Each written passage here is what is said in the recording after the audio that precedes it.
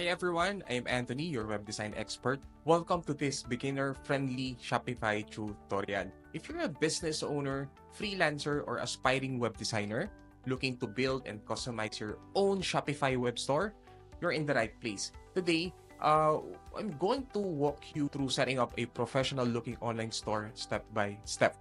So, you don't need any experience. You just have to follow along. And by the end of this video, you'll have a store that looks and functions like it was built by a pro.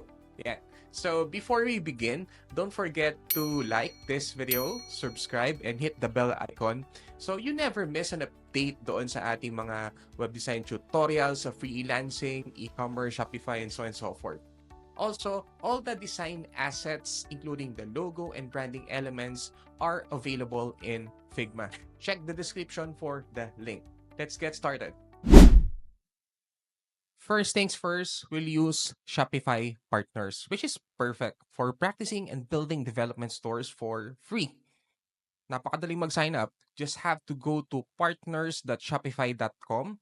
Actually, you'll be redirected to this link, whichever your country you are in. Okay? So in our case, nasa PH tayo. Then, just have to click sign up. Ganun lang kadali. Tapos, if you're going to ask me, it's better to sign up, well, whichever your preference. Ako, what I did is sign up with Google.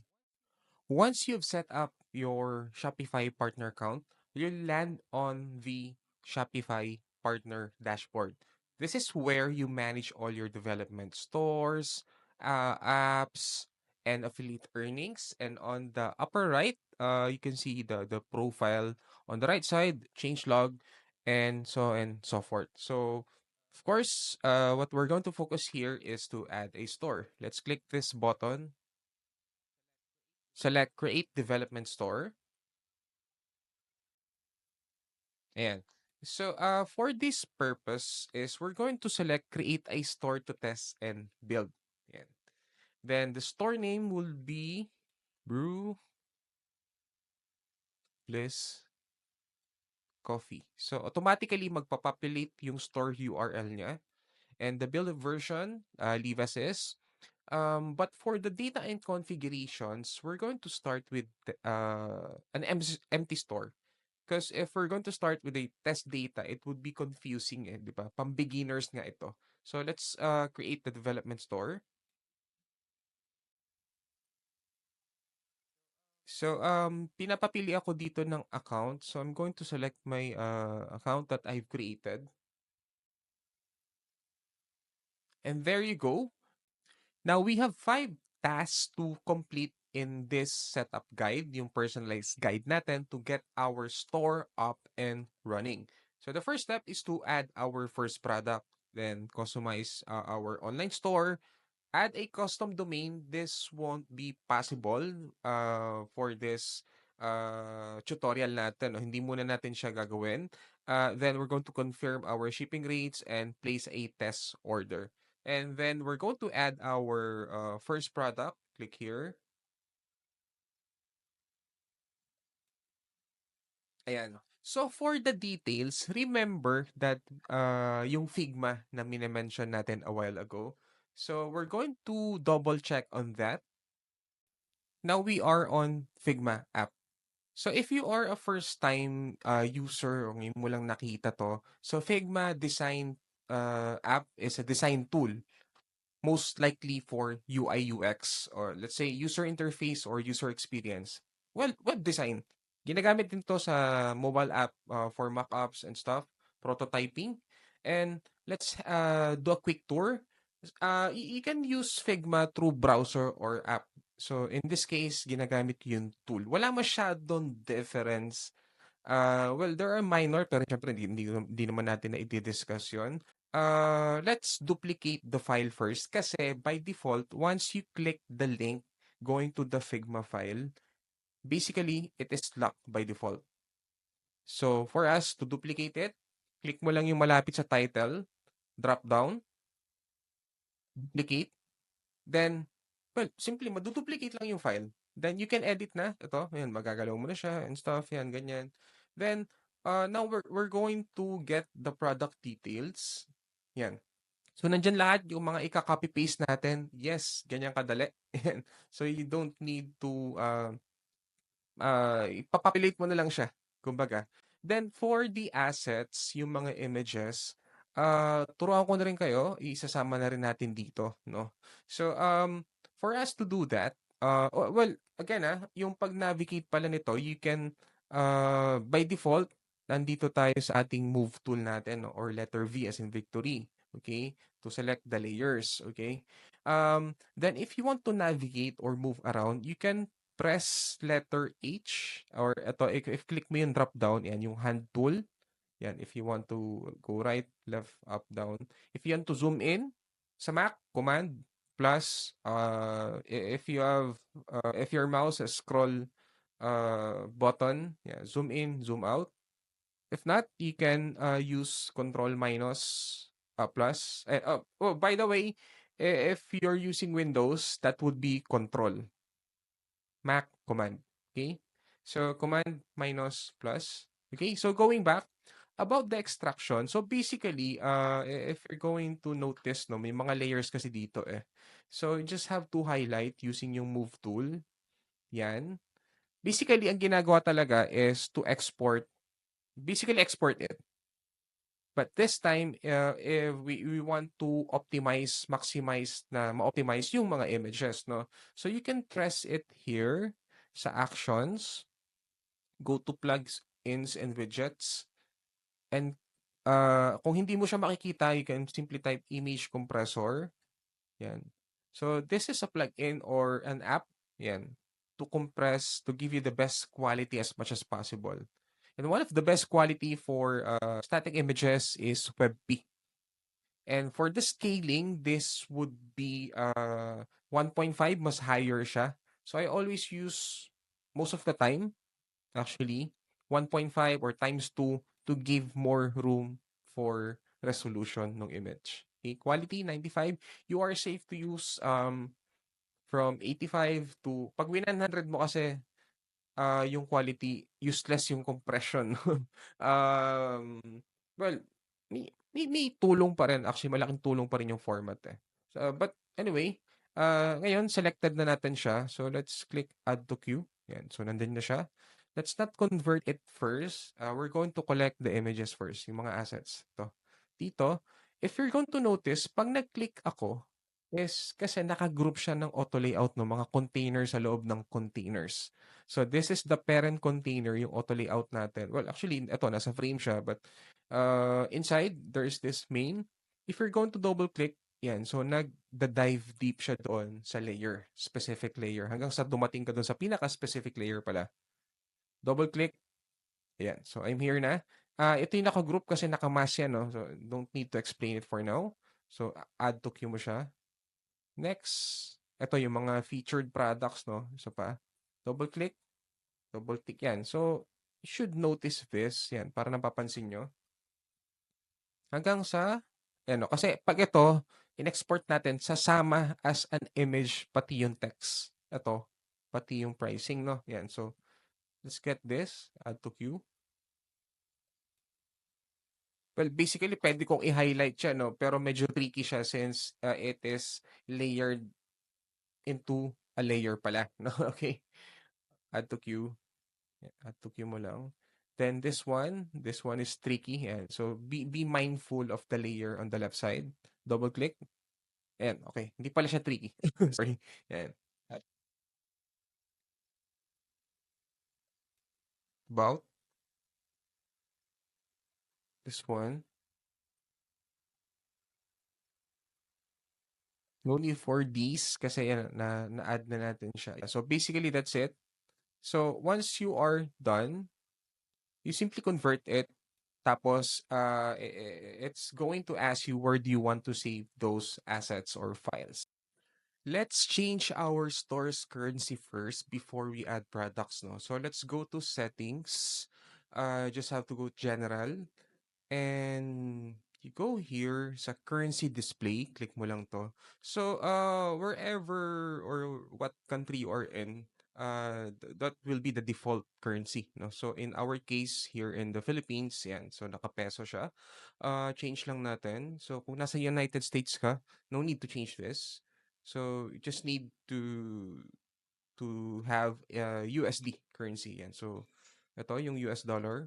Select mo lang save. Let's go back. But before that, let's make sure to activate yung international market muna. No? So let's go to markets. Ayan. So by default, naka-inactive to. So let's click this one. Let's make this active. And so save lang natin siya. We're good. Let's go back. Ayan. Now let's add our products. Let's click this button, add product. Then remember yung Figma file. So hindi na natin siya makikita rito sa display na to since it's on my laptop. So i-copy paste ko na lang yung details. Ayan. So description. Then we're going to upload the images. Yan. So we're going to focus first sa mga products muna. No? Mamaya na lang natin i-upload yung iba. So ito yung name Sham. Yan. So 9 products. Let's open it. But of course, hindi natin pala isasali lahat yun. I-ano lang natin. I-edit natin siya. We can remove. Sumobra siya. Sumobra. Remove.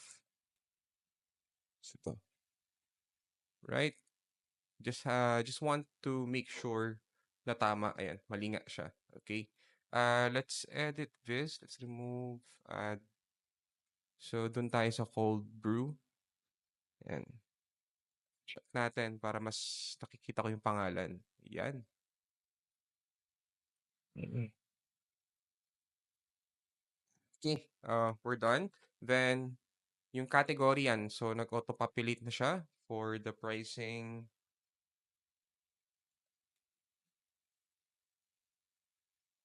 Compare price.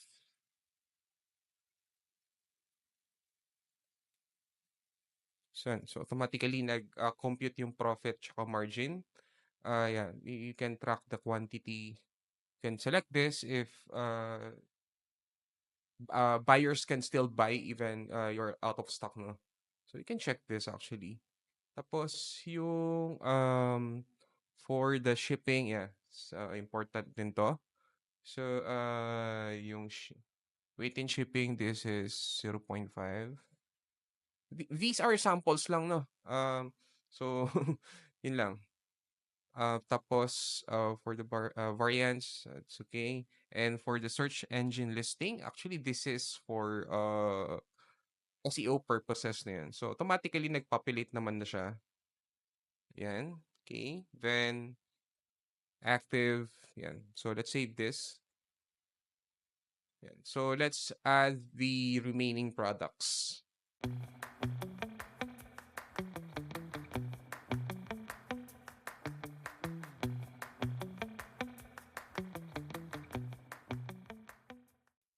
Here sa task natin, supposedly is i-customize na natin yung online store. Pero isisingit muna natin yung activate ng ating test payments. No? Para at least mamaya dire-diretso din tayo. So for the payments, remember, di ba, change natin yung currency at inactivate natin yung international market. Because for the test payment, ang available lang na provider that we can use is itong Bogus Gateway. Kasi like other payment like lalo pag hindi kasi supported ang Philippines, ang country natin. So we have to use yung depende sa gateway or sa provider, no. Like for example, sila Sendit, sila Paymongo, sa kanila 'yon. So for testing purposes, yan. So i-activate natin si Bogus Gateway. So, click lang natin yon. So, yeah, simple as we're going to activate this. Ito, yung mga codes na gagamitin natin, yeah, mamaya i-explain ko pag nakita nyo, actually, mas madali nyo magigets yung mga codes na gagamitin sa credit card number when checking out. Let's activate that first. And there are a few key things to understand bago natin set up yung shipping, no? Such as yung shipping rates, yung shipping zones, and yung fulfillment location. Kumbaga, kung saan mapupunta yung products, kung saan ma-ship, di ba? Kasi it will affect the shipping cost and delivery time. So, dun sa setup, so we're going to go to settings, di ba yung kanina, shipping and delivery. Tapos, let's click yung manage rates. Nasaan na yun? Ito. This one. Tapos, we're going to set up yung domestic shipping. Well, if you can see, meron na siyang standard na naka-free, no? So, let's try to click add rate para tapos let's select use flat rate. Tapos yung shipping rate niya, let's leave this. And so, ilang natin dito, standard na lang. Tapos yung price is, gawin natin siguro is $10. 999. Then, yung free shipping usually 'pag may promotion ka, eh. Pero siyempre, pro tip lang, 'di ba, if you plan to offer yung mga free shipping for a limited time, maganda na hina-highlight mo yun sa store's banner na sa taas. So, click done. Ayan. Tapos we can also set up yung international shipping if we want to, force, deliver it in kung ano yung supported na countries na nilagay natin dito, no? So, dito may nakalagay na actually is 11. You can also pala delete yung standard dito para tanggalin muna natin yung free. Ayan. So, 'pag hindi natin na-activate yung market na yon, well, you see Shopify kasi doesn't allow yung customers na mag-checkout internationally. Unless siyempre yung market, 'di ba kanina 'di ba, active siya. So, kung ano yung supported na market na etong under ng international, okay? So, we're not going to dive deep much on this kasi yung pinaka-focus talaga natin yung pag ano, yung sa web designing part. But before that, let's go back doon sa pag-setup ng package size which is eto 'to. Meron na existing yung default package niya. So, for us to test this, of course, we need to finish first yung online store, yung design and build or let's say yung no-code development.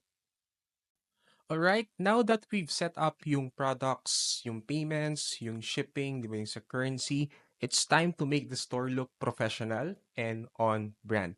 So, dito sa step na to is, i-guide ko kayo kung paano mag-apply ng theme, mag-customize ng header, homepage, footer, logo, mag-upload, no? Mga branding elements, mag-adjust ng colors, fonts, and typography. And of course, yung optimize for mobile and desktop. So, start na tayo. Let's click this, customize theme. Yun. The way Shopify works is mas priority yung theme building. Kasi if you have experience, kung ikaw ay beginner and you are familiar or you have experience using a website builder, di ba? Lalo sa no-code development. So, typically, it's a drag and drop uh, process.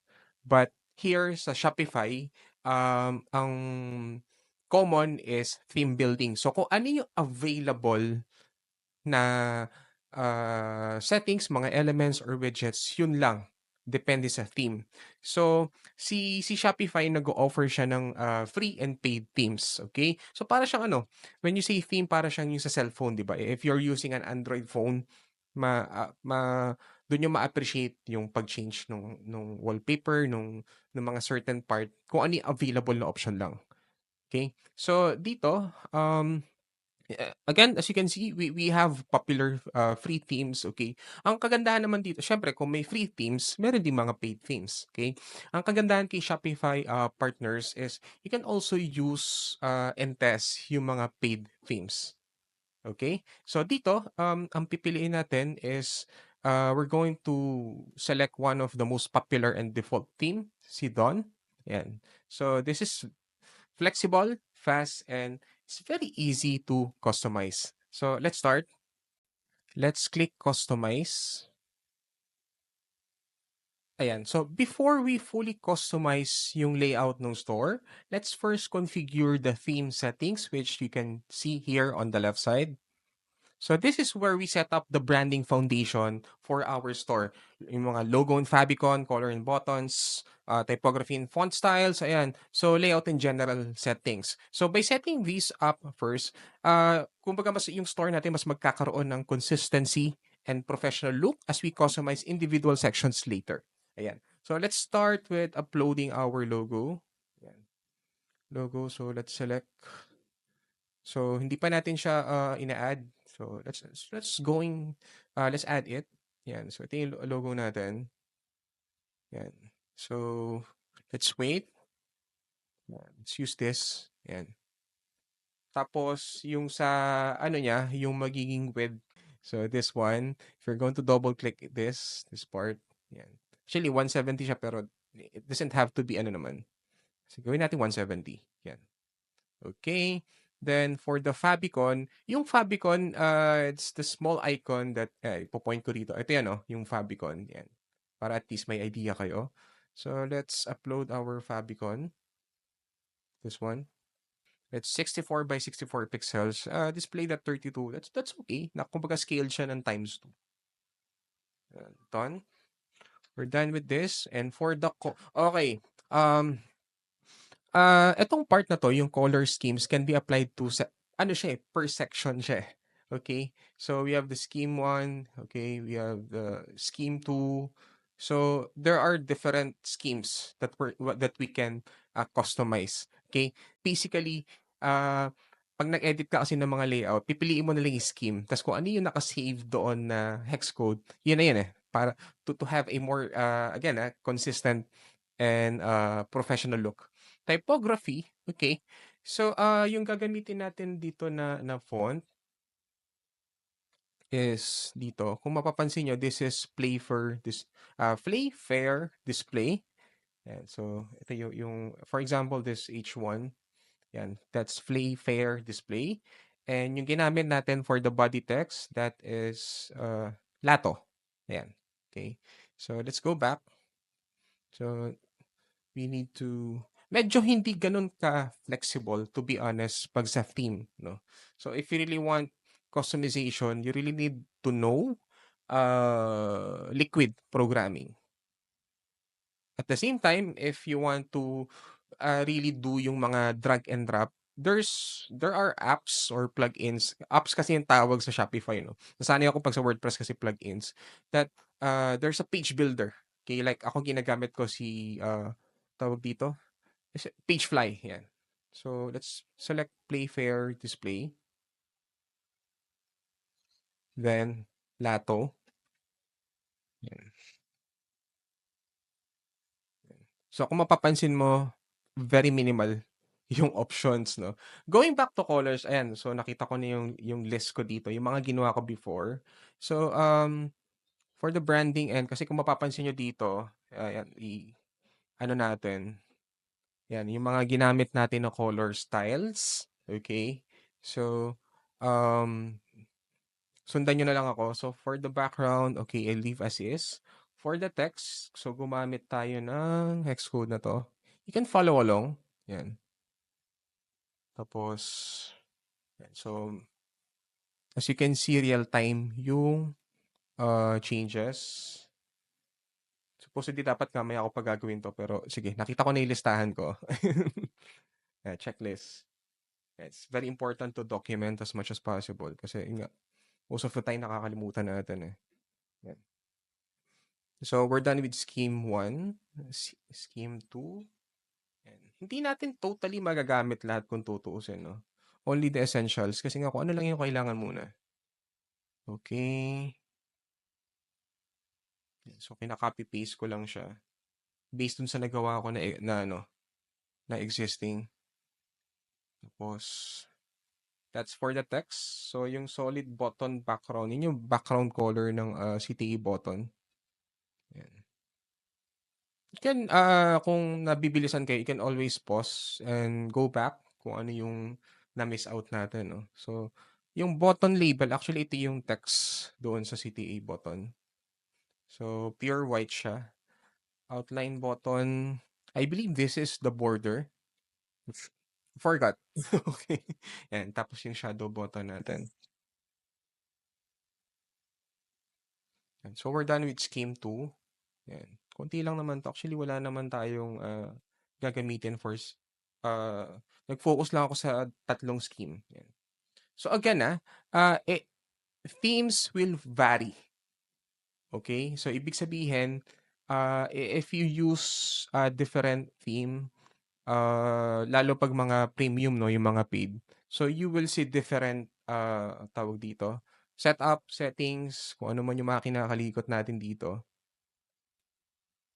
Kasi like what I'm saying, kung ano yung, available na mga setup, configuration, templates, and stuff, yun. So, depende talaga sa theme. So, pro tip, if you want to, uh, to, to know, what to use for the best themes. So, si Shopify team may mga demo store yan. So, depending on the niche or, the goal, the requirements that you need, you can always, check ako, their, Shopify's official themes, 'di ba? Siyempre kung medyo malaki na yung e-commerce mo, yung e-com store mo, I would recommend go get a paid theme. Ang alam ko ang range nun from medyo pricey siya, it starts with $100 to 500. Alam ko 500 yung pinakamahal, 'yan. So correct me if I'm wrong na lang. Yan. So colors, I think, kaya nga ang diskarte lagi is to, if you have a client, always ask their preference. Kung hindi sila, familiar, let them show yung mga, choices for Shopify, themes. As much as possible, use, the official themes. Bakit? Kasi to avoid any inconvenience in terms of dun sa updates. Kasi kung mga third party yan, syempre medyo challenging yan 'pag nagkaroon ng problema, on their side. Dito at least panatag tayo that, it's under Shopify, 'di ba? Official Shopify siya. Um, Animations, nothing much. Yung buttons, double check ko lang if kung may sinet ba ako na size. Actually ayun, wala naman akong ginalaw masyado sa buttons. And other things, let's check inputs, nothing much. Ayan. Kasi baka ma-overwhelm din kayo, no? So, ito muna. Tapos ayan, social media, kung may mga social media, if these are social media links nung, brand or business, it really depends. Yan. So, kung may makalimutan man ako, babalikan na lang natin. Ayan. So, there you go, in, configuring our, yung mga essential theme settings. Before we dive into editing, let's break down how Shopify's, theme structure works. So, understanding this will make yung customization natin, on our store much easier. So, si Shopify, yung mga themes niya are built, using template, ayan, section, tapos may nakita ka pang block, 'di ba? So, basically, ang templates, ito yung overall structure ng isang page. Okay? So there can be a different template for homepage, for the blog pages, product pages, ayan. Tapos pag mga sections naman, ito yung mga group of items. So if for example, on this template ng ating, so we have a different template for the header, that's different for footer, and template for the body page mismo. So yung section, ito para mas ma-digest natin, mas ma-gets natin. Pag mag-add tayong section, ito yung mga, ayan, image with text, image banner, ayan, 'di ba? So mapapansin mo, there are different sections that you can add within a template. Okay? Ayan. Tapos, yung mga block na yan, so for example, meron ka ng section, no? Ayan, section. Then you can add block. Ito, for example, it's a header, yan. So you can add a different block, which is of course, yun nga lang, wala kasing available na block. So depende sa theme. This is what I'm saying about themes. So so per theme depende kung ano yung available na mga, tawag dito, mga sections or mga elements, 'di ba? So ayun, hopefully na-gets mo. So there are different section yan sa footer. Actually wala, ito si email sign up lang yung available. Siyempre, itong Dawn theme, this is a free theme, one of the most popular. We don't need to expect much on these. Okay? So, Ang ano naman natin dito is ang goal naman natin is for you to understand as a beginner who's into or who's new to e-commerce, for web design or no-code development is siyempre para hindi muna tayo ma-overwhelm. Let's customize the header and navigation menu to make sure na yung customers natin can easily browse our store. If we're going to double check the design mockup that we have sa Figma, is that wala tayong another section on the top. Header siya agad. Kasi usually ang nagiging default nila Shopify is meron siyang announcement section sa taas. Ito, announcement nga siya. Or very short usually pag may mga launch, may mga promos, yan, ganyan, di ba? So what we're going to do is we can remove this part. And so sa header, we can remove this section. Yan. Click mo lang yung trash. Okay? So yeah, basically that's super easy. And dito is if you click section within the template o yung header natin is you're going to see on the right side yung mga properties niya, no? Yung mga settings that you can tweak, that you can adjust. Ayun. So ito nga yun. So ito yung 'di ba yung pag theme based building siya ng no code development. It is what it is, kung ano yung makikita mo, kung ano yung available doon. Ganun din naman sa page building, no? It's just that in terms of customization, ayan, ano, medyo limited ka. So, you know, you just have to be creative naman eh, either way. Okay? So, ang advantage naman to, yung mga theme base is that, syempre, mas madali, mas easier siya. Like, kung ikaw ay business owner, you're not really a designer, di ba? That's an advantage. Okay? So dito, there's nothing much to change. Pero na lang sa kasi medyo mataas yung napansin ko yung height. Medyo mataas siya. So we have an existing padding. So padding, this is the space inside top. So we have 20 kasi if we're going to check with Figma, yan, zoom in ko siya. So we're going to select the highest the element with the highest height. Kasi yun yung magiging basis natin for the top and bottom padding. So ito yon, double click ko lang. And if I'm going to press and hold sa Mac kasi that's option or sa Windows Alt, yan, 'di ba? If you are using Canva, I'm pretty sure you are very familiar with it. If you want to see the distance, ayan, 'di ba? 16 pixels. Compare lang din natin siya. We can apply that to this also. So 16.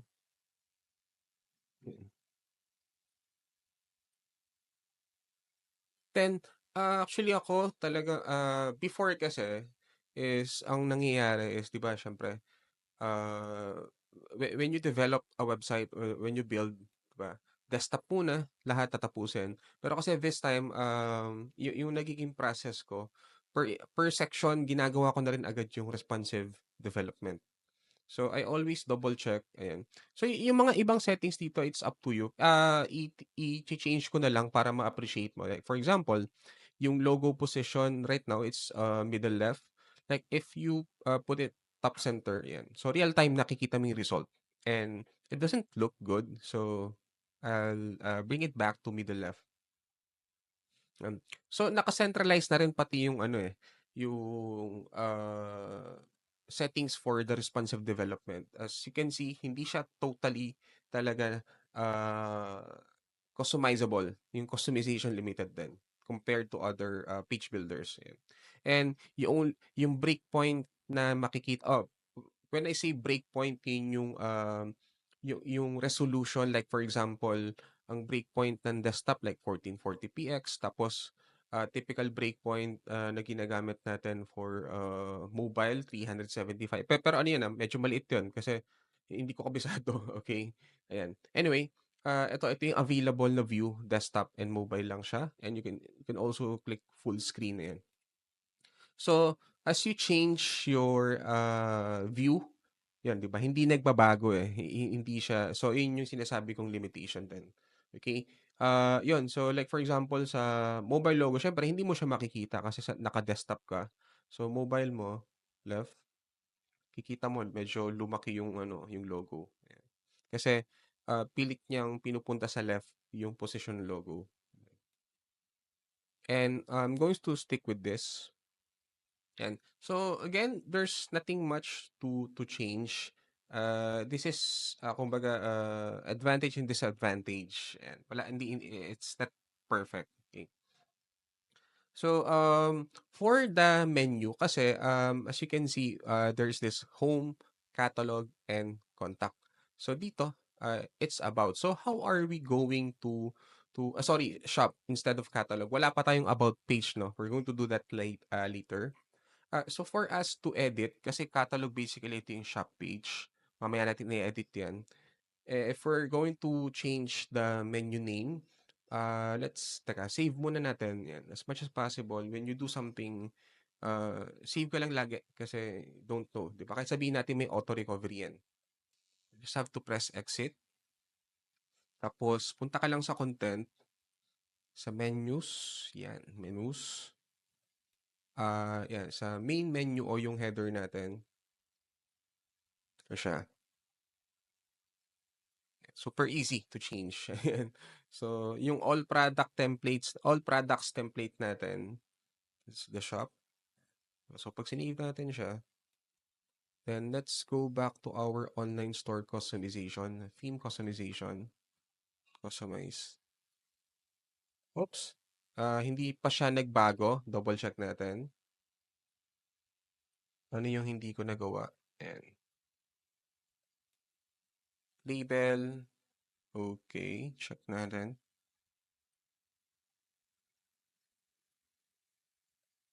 Okay naman so far. Yeah, let's go back. What happened? Let's see what happened. What's happening? Customize natin. Ayun, nag-change na. So, hindi siya agad nag-take effect. So, sometimes you have to, actually, dapat na-refresh ko na lang pala.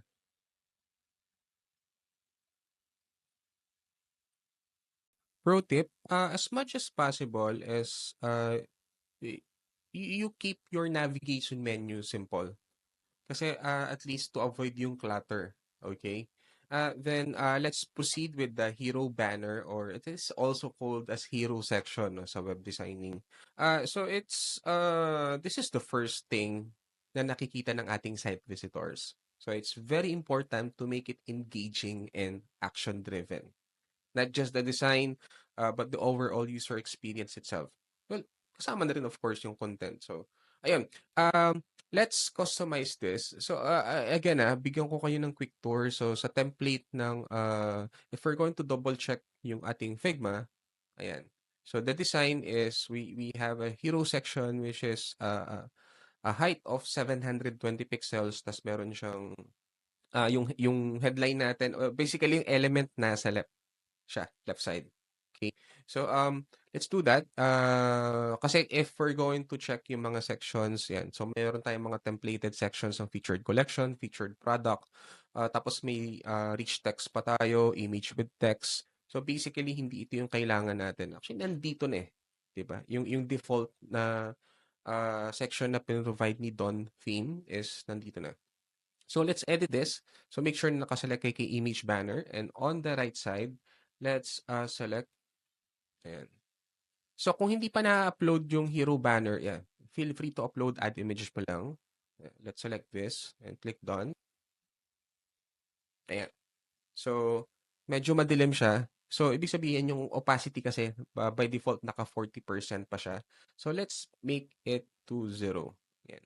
We don't need that kind of setting. So basically ang opposite ng opacity is yung transparency. Ayan. Tapos medyo nasa baba yung size ng height niya, let's stick with large. Animation no need. Tapos ayan, yung content kasi naka bottom center. So let's adjust it uh middle left. So, yung alignment nung element naka-center pa rin siya. So, let's pick it to the left. Yan. If, yan, double check natin. Pag sa container, no need, no container needed. Kasi i-follow natin yung markup natin yan. Tapos, if we're going to copy this, again, since this is full of layers, layers within a layer, i-edit natin siya. I mean, i-select. If you want to specify the specific element na i-click mo na lang, You can press and hold command that's on Mac. But for Windows, that would be control. So hold mo siya, yung key na yun, tapos click mo lang. Tapos pag na-click mo na siya, double click mo ulit para makopy mo mismo yung content. Ayan. Ayan, oh, para ma-edit. Ma-edit or ma-copy. Copy, Control C, Command C. Balik tayo. Tapos click mo to ulit. Ayan. Select mo lang siya. Ayan. So medyo manipis. So let's make it bold yung weight. Tingnan natin. Para hindi nagbago. Ulitin natin. Oops, teka nga. Yan. Okay. So kailangan naka-select all. Tapos, yung heading size, iba siya eh, no? If we're going to click or select dito outside any element, makikita natin yung textiles eh. So, the way na ginawa ko kasi yung mock-up is ni-reverse engineer ko. Kasi again ang theme building is kung ano lang yung available na option within that theme. So, the way na ginawa kong mock-up, pabalik. So, in-identify ko pa kung ano yung size in pixel ng mga extra large, extra large, yan. Okay? So, basically, yun yung, in a sense, that what I did. So, ito, if I click this, specifically the text element, nakikita ko na ang ginamit ko na typography style is yung extra large or yung 62 pixels. So, yan. FYI lang naman din. So, let's change this to extra large. Yan. So, medyo similar na sila. 'Di ba? Yan. So, parang mas maano yung weight kasi naka-zoom eh. Okay. Yan. Anyway, so let's add a text. Yan. So we can add text here. So kung mapapansin mo may lumalabas sa block. Yan. Add block. Ayun yung in-explain natin na block kanina. So ang available na ng block is text. Yan. Tapos change natin. Yan. Copy natin siya. Okay? And for the CTA button, ito, for us to have a similar design na meron siyang background, not just the border one, click mo siya, tapos yung outline style, actually, oops, sorry, i-disable mo lang, going back, yan. And I think that's it. Save natin. Then, i-add ko lang din pala regarding dun sa CTA button natin, no? Since it has a very limited customization, uh, nag-adjust ako sa Figma. So, in-adjust ko rin yung padding niya. Yung left and right padding. No? So, from 40, ginawa ko siyang 28. Just to let you know lang din. Next, let's showcase our best-selling or featured products right on the homepage. Using yung ating section na featured collection ito on the left side. Ayan, di ba? So, dito, settings, very simple lang naman siya. Okay, product count or how many products you want to, well, ang naka-declare naman sa atin tatlong products lang, 'di ba, for this tutorial. Dito sa featured products medyo yung size kasi if we're going to double check Figma, 'yan. Gumamit tayo ng eto, medium. Okay. So, let's change that. 'Yan. Okay. Then bold in terms of weight, 'yan, para mas mabigat siya. Then, other things to consider. Ito actually yung columns, minimal naman siya. No? Yan. Para kasi at least ma-expand yung mga images. Then, carousel, no need for that since tatlo lang din naman siya. Then, we can, okay, view all button, okay, solid. Scheme 1, okay, we're going to use the same scheme.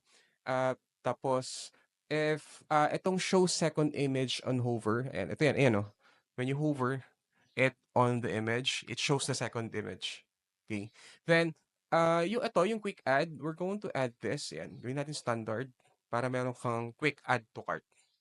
Alright?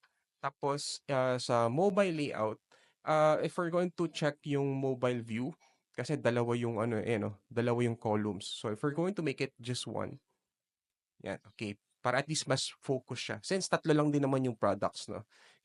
Usually, gumagawa tayo ng dalawang columns wag medyo madami.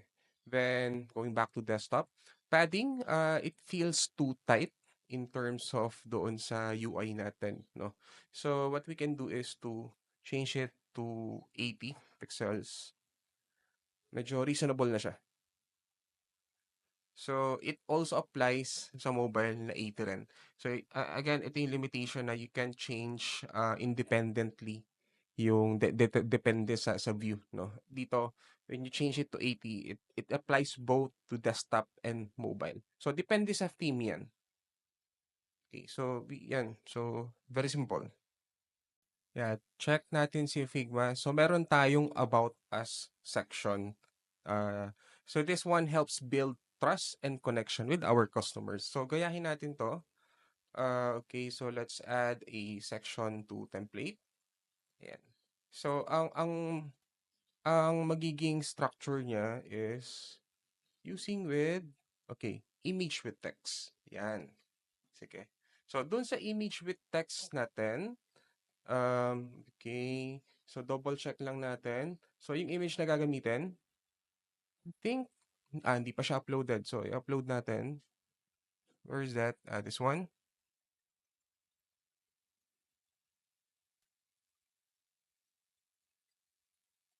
Okay, uploaded, done. Ayan. Yun. Tapos, other things, okay, placement, image first, animation none, don't need to overlap. Tapos gawin nating middle siya. Ayan, position. Yan. Yan. Kita mo yung content on the right side. Nag-middle align siya. Okay, left, left. Then, yung scheme, okay, we'll stick with scheme 1. Tapos, dito, okay, yung padding. It should be consistent. 80 rin yung gagamitin natin. Yeah, basically, that's it. Tapos, i-apply na natin yung, um, tawag dito, yung content. Copy. Okay, so this one should be, okay, medium. Gagawin natin siyang bold. Yan. Okay, this is nice. Tapos, yung text natin, yun, right. Tapos, just have to double check yung mga iba pang settings, no, under ng image with text section. Just to make sure na similar siya. Yan. Enjoy. Yan. Very similar naman so far. Tapos yung button label na gagamitin natin, shop na. Oops, sorry. Nagalaw. Shop. Tapos yung link, this will be forwarded, similar dun sa CTE natin sa all products. So, pwede nga rin pa about us but yeah, for the sake of this tutorial, yeah, ganun muna gawin natin. And we're done with the about us section. Ayan, so let's edit our footer section. So basically, this is where customers find the important links like yung mga policies and stuff, diba? Social media links, yan. Sometimes there's email newsletter, like in our case. Kasi if we're going to check Figma, Figma, yan. So meron siyang newsletter here, section, very short, 50 and 80. Tapos, ito. So, let's go. Yeah, check natin siya dito. So, taka ha, i-double check ko lang. Okay, ang ating footer. Okay, yan. Okay, ito. So, okay, yung scheme na gagamitin natin since it is black. So, ito yun, yung 4. Yan. Actually, default yan. Hindi natin yan ginalaw kanina, di ba? Tapos, okay. Basically, pag i-enable mo yung email sign up, ayan, di ba? Lalabas na yung newsletter. Then, other things that we can check siguro, yan. Top margin. Okay, yung padding. Let's stick with 80 pa rin. Yan. Yan. Ganyan lang kadali. So, lahat reduce na ni Shopify, no? Ni Dawn Theme. If we're going to double check all in all yung mobile. Yan. Diba? Maganda siya. This one. Alright. Save natin. Great job. Now we've customized the key elements of our homepage. So quick recap tayo. Ito yung header, yung ating hero section or hero image banner, yung featured products. We have the about us section, yung footer na may newsletter section. And if we want to preview our store, well, basically click mo lang to, then view. Okay? But magbigay lang din ako ng iba pang options. Okay. So as you can see, we went back and meron tayong notification na your online store is in development. So by default, again, if you're going to view it in public, meron siyang store password. So ito, alam ko sinet na natin yung kanina, no? Ito, yung 1, 2, 3, 4, 5. And we can also set yung SEO details here, yung homepage title, like yung meta description na pag sinearch mo sa Google or shinare mo siya sa Facebook, yan, and stuff. If we're going to do that, yan, so preview natin, balik tayo dito, no? Pwede na natin to view your store. So basically, since naka-login ka sa account mo, hindi siya manghihingi ng password. So I'll give you another, ano. So for example, yan, mag-incognito tayo. Yan. So, nanghingi siya ng password, di ba? And we can use this tool. Nabanggit ko na 'to before sa mga posts ko, no, sa mga content ko. So, I use Responsively app for responsive testing. Ayan. So, nilagay ko yung URL, and as you can see, meron ako ditong nakaset na MacBook Pro, iPad, and iPhone 14. So, lagyan natin yung password. Yan. So as you can see, yan, at least nakikita natin yung preview, no? So sa iPad, yan. And we are very satisfied with the results. Okay? So ayun lang. So on this part, ayan, so hindi siya ganun ka-responsive, no? So medyo nabitin tayo kasi nagkaroon ng cropping dito.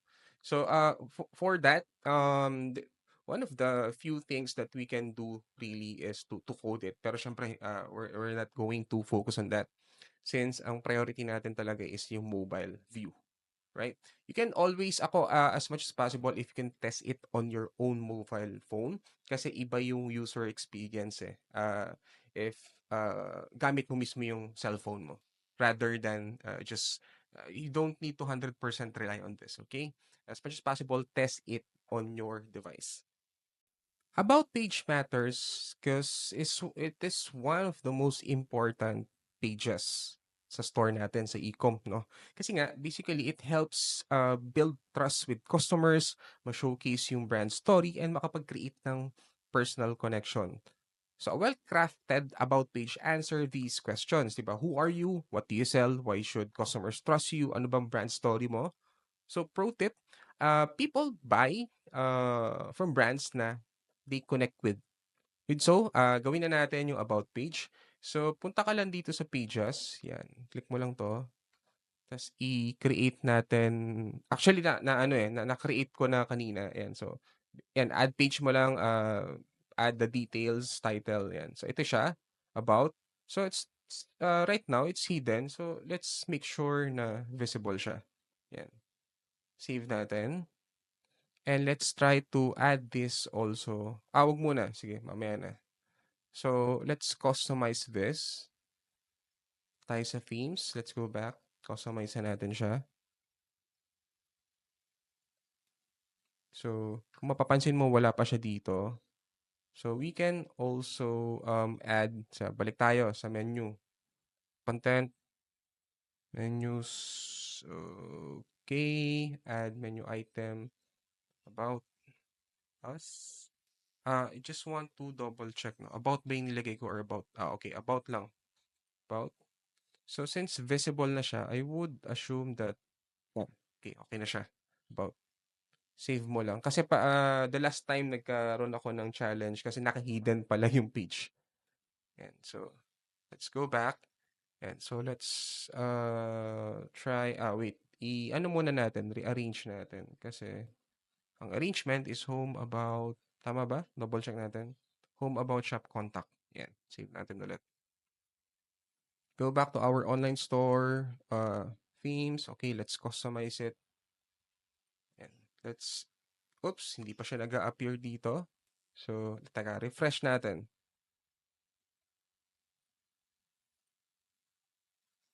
Ayun, oo. So, expect some delays and so sometimes it happens. Let's start building our About Us page. Ayan. So, double check natin si Figma. Hand tool. Ayan, don't forget. So, ito yung, well, very simple actually. No? Kahit ikaw na beginner or walang experience is ma-design and build mo to. It, and it looks very professional. Okay? Ayan, sige. So, let's go. So, para ma-navigate sa about niya, simply go to about yan. Click mo lang to about. Kasi dito hindi nakikita sa pages. Ayun o. Ang tinitingnan niya kasi yung template page mismo. So, okay, so for the about, so kanina meron tayong very small parang banner section dyan na may headline. So let's check on that. So sa template page, so sandali check natin. Gamit tayo ng add section muna tayo. Siguro delete natin. Hindi pala siya na-delete. I-hide muna natin. Add section tayo. Yan. So, ito yung gamitin natin yung rich text. Right. Tapos, dito, okay. Center, center. Okay. This time, gagamitin natin yung scheme 2. Yan. Full width. Yung bottom, I want to be consistent with 40 na rin. Tapos, yung text natin, itong text block na to, yung nating about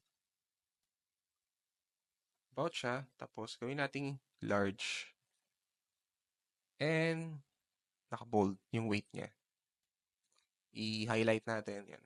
Trigger natin ulit. Then, let's delete yung ibang blocks. Itong text block and button block. Yan. Yeah, ganyan. Ganyan lang siya kasimple actually. Ayan, tapos double check lang natin yung sa mobile. Okay, so ganyan yung tsura niya. Let's go back. Let's add another section. And that would be image with text. So, okay. Yun.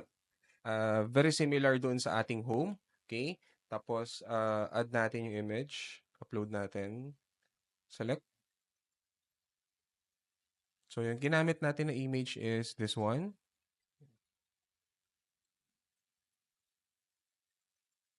Done.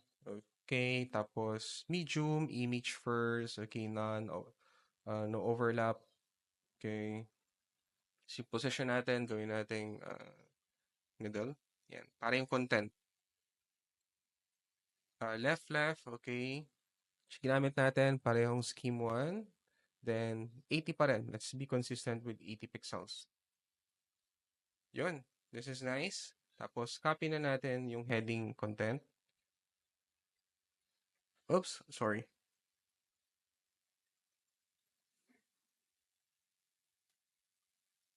Double check natin yung Figma.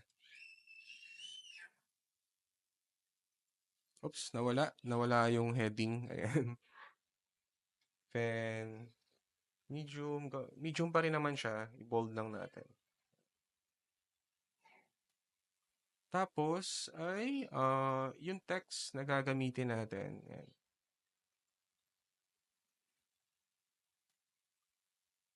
Yan. Siyempre, yung button label, yung shop now, para mapunta doon sa ating collection page o yung featured products natin. Yan. Connect dynamic source. Oh, sorry. Collections. All collections mo lang.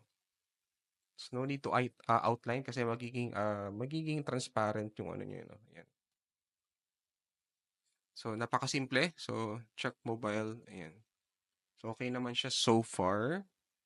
Ayan. Diba? Tapos, yun lang kasi walang ano walang duplicate dito sa ano, sa theme.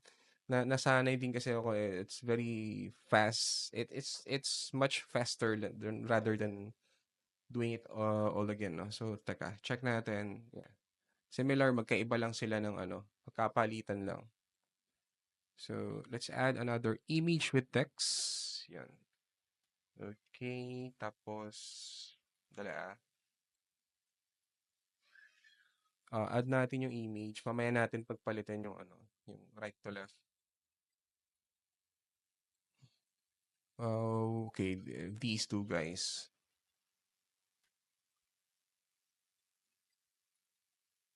On. Right. Tapos, yung placement, ito yun. Image, second. Yan. Tapos, middle. Then, okay. Palitan natin. And now, let's update this one. Medium pa rin siya. Pero naka-bold yung weight. Then, copy this. Ito yung text. Yan. Oops. Let's make sure lang na tama yung format na. Yan. Check. Yan. Okay. So, naka-bold yung weight ng bawat item. Partly this part.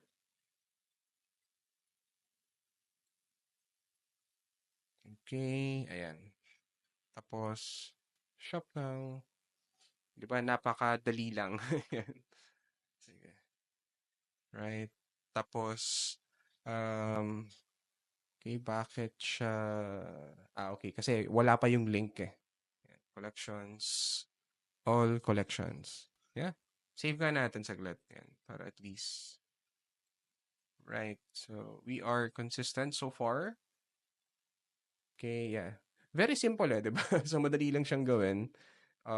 Yung footer natin, ayan, ano naman, no need to change kasi templated na yan for the entire site. And of course, the menu. Yeah, so double check natin, na-save na natin. Pwede natin siya itong 3 dots, view, about. And we're done. Yeah, congrats. Ayan, so product page na tayo o yung ating shop page, no? So basically, this is where yung customers decide to make a purchase. Click natin yung shop. So make sure that you want this to be consistent kasi if we're going to check, no, di ba? We have a banner. So we're going to do that similarly. So, okay, check natin. So hindi na natin gagamitin tong collection banner. I-hide na lang natin siya, no? So, let's add a section. Rich text ulit. Very, very similar about the process. Yan. I-sort lang, I mean, rearrange lang natin yung order. So, on the top, tapos tanggalin lang natin yung teka, let's expand this para makita natin yung ibang block. No button, no body text, only the headline. So, okay, tignan natin. Copy natin yung each hand tool. Ayan, scorer. Paste lang natin siya. Ayan. Tapos, gawin natin siyang bold. Right. Tapos, configure natin ulit yung rich text na section. Okay, center. This time, scheme to ulit. 40 lang din. Yeah. Basically, that's it. Okay, ito. Medyo ano natin kasi katulad ng ginawa natin dun sa homepage, itong product grid section. So, let's make sure na, teka. Double check lang natin yung settings. Okay, so 16. Okay, columns, gawin natin 3. Ito to. Yan. Para ma-maximize natin yung space. This 1. Para doon, ito, yung sa mobile Kasi pag naka-2 siya, yan, this is how it looks like. Okay, yan. Then, so far, okay, yung padding na lang, I believe.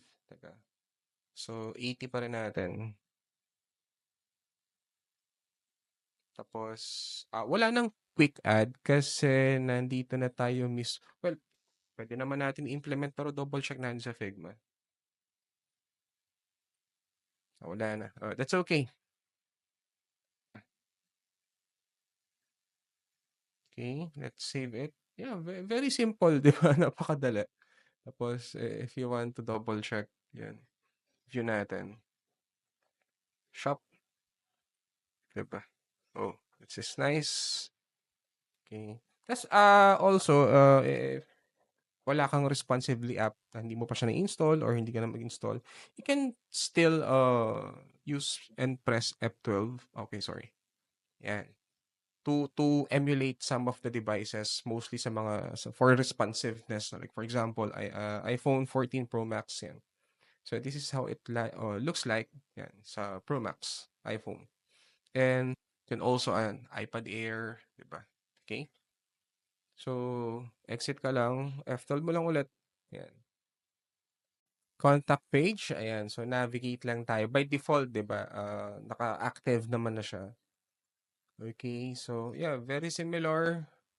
Pwede nating i-hide na to. Tapos, rich text. I-order lang natin. Tapos, delete, delete. Isang gamitin natin is, okay to. Contact muna. Contact. Make sure yan. Naka-bold siya. So balik sa section. Scheme 2. Right. 40. Okay, then if we're going to check yung ating contact form, no, etong template or yung section natin, there's nothing much to add. Like if you, well, if you want to add a heading, pero meron na kasi tayo dun sa taas eh. So basically, adjust lang naman natin yung padding. So, 'di ba? Napaka-limited. Pero this is good for business owners na gusto ng mabilisang e-commerce na e-com store. Save. Yan. We're done with contact page. All right, we're almost at the finish line. And before tayo mag-officially launch, we need to make sure everything works smoothly. At we're going to run a test order, mag-check tayo ng email notification if it's working, and make sure na yung checkout natin, yung checkout process is seamless. Pag nasa home ka ulit, no, so make sure na kung hindi mo pa na-check to, since we're done with this, you can just click this and it will automatically be checked. Okay. Then let's do a place test order. Okay. Check natin. Okay. So to do that, let's visit our website, our e-commerce website. Yan. So add to cart lang tayo. Add to cart, add to cart. Yan. Tapos once done, view cart. Okay. For more information about the oops, wait. Check out muna natin if we are and we want to finalize, ayan. For more details that we need to input here sa payment, no? Kasi dito dami lang naman siya. So, for example, sample at psychacademy.com. Okay, M, 1, 2, 3, 1, 2, 3, 4, Manila, NCR, saan ba yun? Teka. Anyway, sample lang naman. Rizal na lang. Palitan natin to, Antipolo.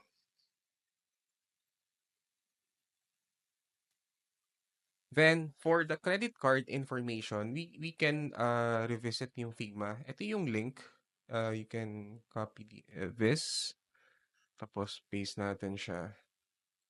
Okay. So, sa pag-place ng test order, nandito yung details na gagamitin natin. Since ginamit natin si Bogus Gateway, so yung credit card number daw na gawin natin is if we want to simulate a successful transaction, 1, failed 2, 3, pag-exception, something. Yan. So, let's input 1 and tas dun sa CVV o yung security code, tatlong 1. Okay. So, dito, 1. Expiration, any future date. Sabihin natin 2029. 111. Name on card. Okay. Let's do pay now.